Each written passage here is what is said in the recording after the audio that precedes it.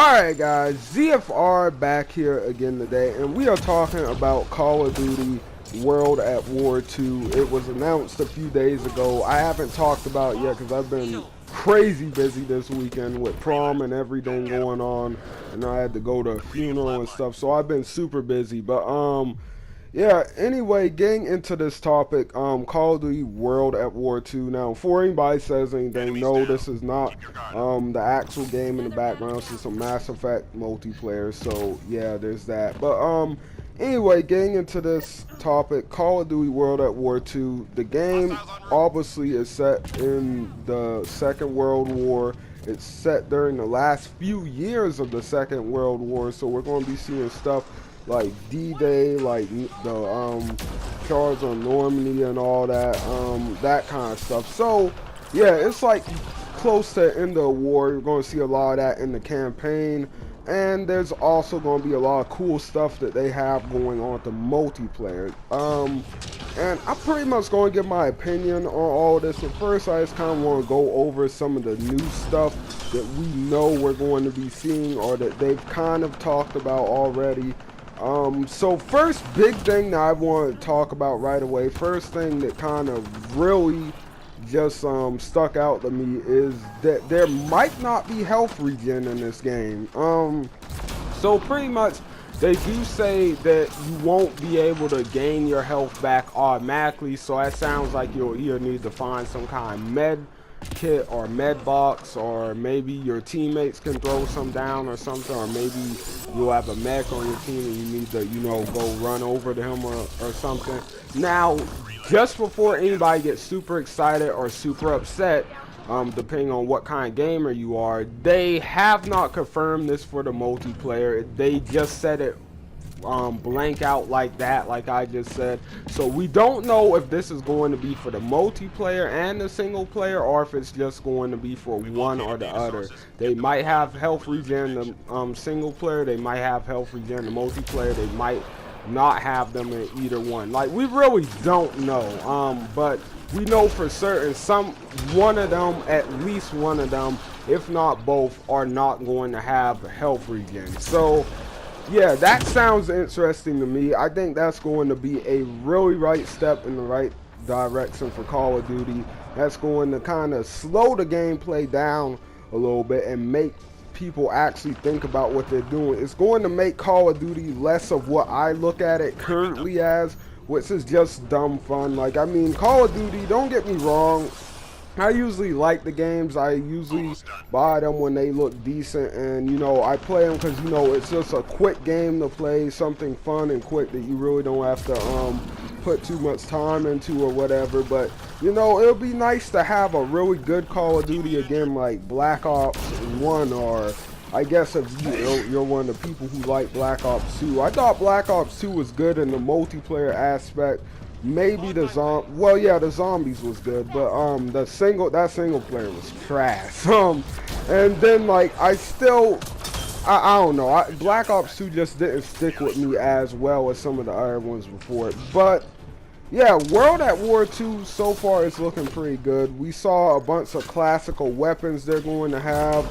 You know, that the story is going to go, kind of revolve around this unit called the Bloody First. It is going to be accurate to actual history, so no, this isn't just going to be a bunch of made up stuff that happened or whatever. Like, I'm not saying that the story is going to be, you know, of actual soldiers during the war, of what actually happened, but the events in the game are going to be very realistic and very accurate and stuff to that time period. So you're going to be seeing a lot of historical events in the game, so let's keep that in mind. But also, like, with the multiplayer, they talked about this new game mode called War, where it almost sounds like Rust from Battlefield, or maybe Conquest from Battlefield, one or the other, but it definitely sounds like there's going to be more than 16 or 12 or however many players are in Call of Duty games these days. Like,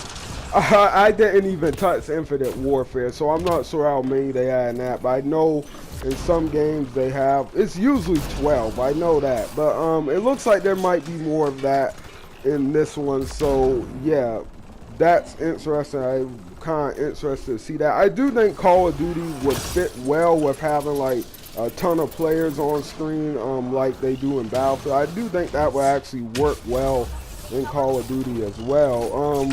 It looks like we're going to have, we may or may not have access to vehicles again in this game like we did in some of the older Call of Duty games. Who knows? We'll have to wait and see. I think that would be kind of fun. I thought they did a good job with vehicles, and what was it? It was the last World War game they made, wasn't it? Yeah, Call of Duty World at War, that game had vehicles in it, and they actually did it pretty good. But yeah, we might see some stuff like that. But overall, guys, what do I think of this game? Do I think this game is going to be worth picking up? Do I think it's going to be worth buying and stuff? At the end of the day, like, if you like Call of Duty, then yeah, you're probably going to enjoy this. I definitely do plan to pick this one up because it's World War II, and man, let me tell you something.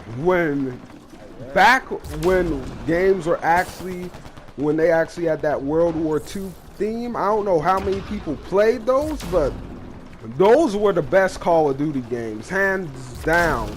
I cannot think back to a bad Call of Duty game that I played when I was younger that was set in a World War II setting. Like, I can't think of one single bad one. In my opinion, all of them are better than most of the Call of Duties that came out after them. The only Call of Duties that can really compete with the old World War games, in my opinion, are like Modern Warfare 1, Black Ops 1. Like, the rest of them, nah, bruh. Like, the old games were just amazing. So yeah, I think as long as they do this right, this has the potential to be one of the best Call of Duty games. I'm saying that right off the top of my head. I think it has potential to be better than all the Black Ops. I think it has potential to be better than all the Modern Warfares. I know that's a really big and kind of risky statement to put out there, and you know, I might be 100% wrong. It might flop completely,